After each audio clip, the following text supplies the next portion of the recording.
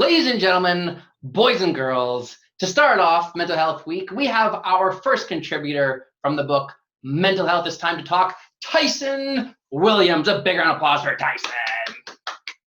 Tyson, welcome. Thanks for having me, Al. Now, I know that you said that you have a face for radio, but this is not true, Tyson. You are a beauty. Well, that's very kind of you to say. Tyson, so the book actually starts off with, I think, a very powerful excerpt from you regarding masculinity. So I just want to share 2 sentences for the viewers out there with what you say. So in your words, Tyson, you say, my view of masculinity was a major factor that prevented me from reaching out for help during my struggles with mental illness.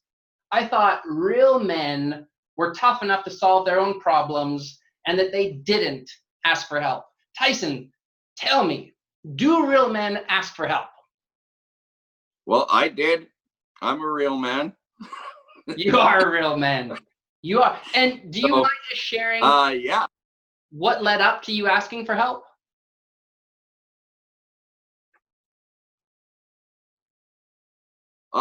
Pretty much since I was probably about 14, depression sunk its claws in me, and I lived with that for, well, my math is no good, but I was about 34 when I asked for help, 20 years or so that I lived with it.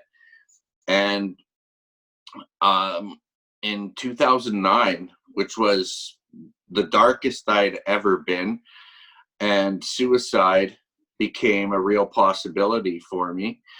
And for the first time in my life, I saw 2 guys on TV talking about their mental health. And I'd never seen that before. I'd never heard that before. And I mean, that was a huge impact on why I'm here today, because that was the day I chose to reach out for the first time. And I believe, Tyson, that was also the day that you picked to die, correct? Yes, it was. So seeing that show, which was hosted by Michael Landsberg, Off the Record, was there something in particular that was spoken that resonated with you? Well, his guest that day was Stefan Richer. So I almost turned the channel right off the bat because he was a Montreal Canadian. But Richer was actually talking about his own experiences. And, you know, one of the things he talked about was a few days after he won the cup with New Jersey and driving back to Montreal and just, you know, cruising on the highway and looking at, you know, the trees and stuff, and had that thought of how he could just floor it into there, and, you know, whatever all that stuff he was feeling would go away. And that really, really hit home with me, because that was one of the exact thoughts I had during that time. I was doing a lot of highway driving. And so, yeah, and for him to say that, I mean, here's this guy who was essentially living my dream, right? Playing in the NHL, not so much for Montreal, but playing in the NHL and winning a Stanley Cup. And he was in that position, like, after all that. And so a lot of his experiences and what he talked about, like, it was just me looking at the TV, just nodding my head saying, yeah, you know, that's me. That's exactly me. So because of what you heard then, Tyson, you essentially sent an email to Michael Landsberg, right? Yeah, I did. And basically that first one I sent him was just an email thanking him for doing the show. That it was, you know, the first time I'd ever seen 2 guys talking about their mental health. And that I thought it was really cool that they did that, and someone's life was probably going to be saved from that episode. Little did I know. And we talked for, I don't know, or messaged back and forth on and off for maybe 2 hours that day. And because of that communication, what ultimately happened? I lived. I mean, that's the biggest one. That was the day I had chosen to end my life. I had the stuff necessary, like everything put in place and stuff. I hadn't told Michael in any of my messages that that's what my plan was. And after we talked that day, like out of everything that was said between Michael and me, the one thing, and probably, it turned out to be the simplest thing, was at one point he had asked me if I had ever gone help or tried to get help, and I hadn't. Mm-hmm. And he just said, why not? I mean, at least try. At least that way you can say you tried. And I mean, that really struck a nerve with me. And we finished talking that day. I ended up, I mean, that was early in the evening, I believe. I ended up crying myself to sleep and waking up the next morning. Mm-hmm. I mean, that first thought I had the next morning was, I made it. And I actually felt a little bit better having told somebody, because that was the first time in my life I'd ever told another human being what I'd been going through. Yeah, and that's exactly one of the key messages that you always talk about, isn't it, Tyson? Just the freedom, I guess, and the liberation that came from you finally putting a voice to some of your pain. Exactly. Yeah, that's usually my biggest message to people, is to just reach out, share. Talking is just so important. Well, and here's the two takeaways, I guess, for me, Tyson, with your story. Number one, fair to say that if you had not sent that email to Michael Landsberg, you would not be here, correct? I'm pretty much 100% sure on that. Number two, had Michael Landsberg not taken the time to reply or to at least validate some of your pain and encourage you, then again, you probably would not be here, right? Yeah, that was one of the reasons I even sent him that email, was because I didn't think he would get back to me. At that time when I sent it, my thought was, okay, like, he's a big Canadian celebrity guy. Mm-hmm. Don't I said that. But he's this celebrity.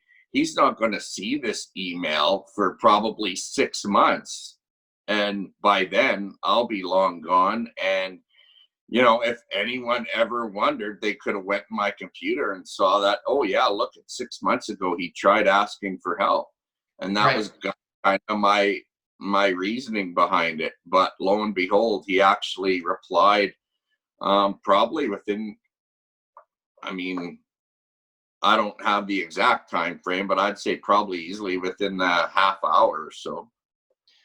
And I guess that's what is fascinating to me, that every day we actually are in a position where we can impact people's lives, because that did not take a lot of time for Michael to send an email back to you, but it was that simple act. It's like, hey, I see you, I hear you, I'm going to try to support you, that actually totally changed the course of your life. And then when you got married, who was your best man? Well, my best man was a guy named Doug. Michael just like saying he was my best man. I was trying to lead up into, I guess it wasn't your best man. Tyson, let me rephrase. Who happened to be in your wedding party? Michael actually came down from Toronto and stood up with me and a couple buddies, and it was an awesome experience having him there. Just the fact that he took the time and money to fly down to 30 miles north of PA, and I'm sure he's never seen anything like it. He found the place without getting lost, so it was great. It really was. Well, there's actually a point in your story, Tyson, where you say that you kind of look around and you ask yourself, how did I get here? And how did you answer that question? I talked, plain and simple. I talked, and I still talk. And for me, that's been my medication, so to speak, because I'm not on medication. Um, and talking for me is what makes me feel better.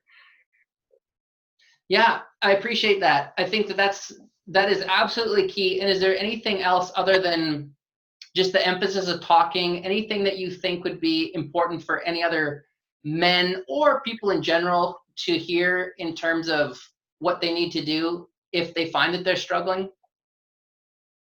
Well, I mean, I think there's a lot of different resources out there. I know, like a lot of there's some counseling services that are offering, especially during a pandemic, over the phone stuff. You can find different groups and stuff on Facebook. Michael had started a website called Sick Not Weak. You can check that out. There's a ton of resources there. Mhm. Heck, follow you, on Yeah. Twitter or Facebook. I mean, you post something, and 9 times out of 10, it's almost impossible not to smile or laugh. So Well, that thank you. that's a big deal. I appreciate that. Thanks, Tyson. So, being Mental Health Week, is there anything that you try to do for yourself to maintain your own wellness, Tyson? Just stay open. Talk again. Like normally, I go see a therapist. Of course, during this pandemic and everything, everything's kind of on hold with that right now. So, um, I just send a message to somebody. Get a conversation going. Just kind of doing when I get up in the morning, a kind of full body look over kind of thing. Um, and just seeing how I feel and being honest about how I'm feeling. And if I'm not feeling that great, I try to, figure out what it is that is the reason for that, and do what I can to fix it. Awesome. To bring this all full circle, I think that you are expecting another addition to the family, correct? We are. I'm sitting in front of its bed right now. Okay, so there's a few secrets there. Well, we know, Oh, okay. but Well, soon we will all know. But yeah, I mean, this by is next Tuesday, it sounds like.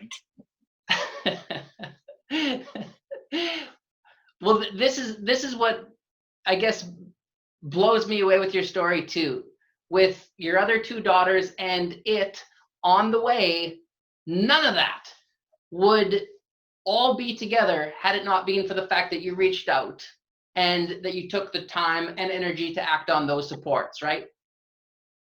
Oh, exactly. I shared a picture with Michael a while ago, and it was just a simple family picture of me, Pam, my wife, and my daughters, Kira and Abby. And in it, I kind of captioned it with, this picture is possible because I shared, or not because I reached out. I Mm-hmm. mean, it had a picture where at the time that I was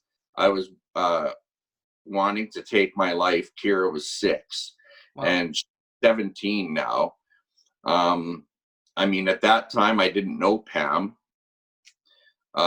which means Abby, our youngest, as of today, would never have existed. So, what to see a picture like that, that's pretty powerful to showing what reaching out can do.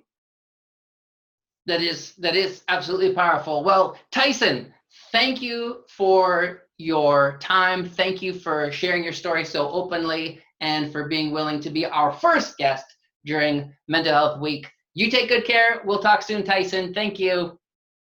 You betcha. Take care, buddy.